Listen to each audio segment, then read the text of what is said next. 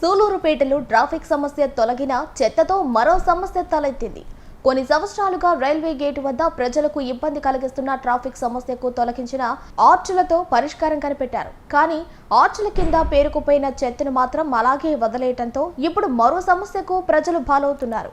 2 రోజులుగా చెత్త ఎత్తకపోవడంతో ఆ ప్రాంతమంతా దుర్వాసనతో మదిమయమైపోతోంది. పైగా పాదాచారులు, వాహనదారులకు నడిచే మార్గం లేక అస్తవ్యస్తంగా మారిన రాకపోకలు మళ్లీ అదే ట్రాఫిక్ బాధలకు దారితీస్తున్నాయని ప్రజలు ఆగ్రహంతో స్పందిస్తున్నారు. ట్రాఫిక్ సమస్యకు పరిష్కారం చూసిన అధికారులు చెత్తపై మాత్రం ఎందుకు కన్నెత్తి చూడటం లేదని వారు నిలదీస్తున్నారు. సూలూరుపేటలో ట్రాఫిక్ సమస్య తొలగిన చెత్తతో మరో సమస్య తలెత్తింది.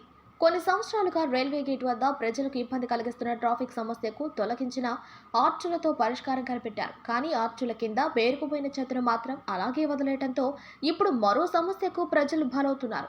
2 రోజులుగా చెత్త ఎత్తకపోవడంతో ఆ ప్రాంతమంతా దుర్వాసనతో మదిమయమైపోతోంది. పైగా పాదాచారులు, వాహనదారులకు నడిచే మార్గం లేక అస్తవ్యస్తంగా మారిన రాకపోకలు మళ్లీ అదే ట్రాఫిక్ బాధలకు దారితీస్తున్నాయి. ప్రజల ఆగ్రహంతో స్పందిస్తున్నారు. ట్రాఫిక్ సమస్యకు పరిష్కారం చూపిన అధికారులు చెత్తపై మాత్రం ఎందుకు కన్నెత్తి చూడలేదని నిలదీస్తున్నారు. ఇకనైనా సంబంధిత అధికారులు స్పందించి ప్రజలకు అసలైన ఉపశమనం కలిగించేలా చెత్త తొలగింపు చర్యలు తీసుకోవాలని కోరుతున్నారు.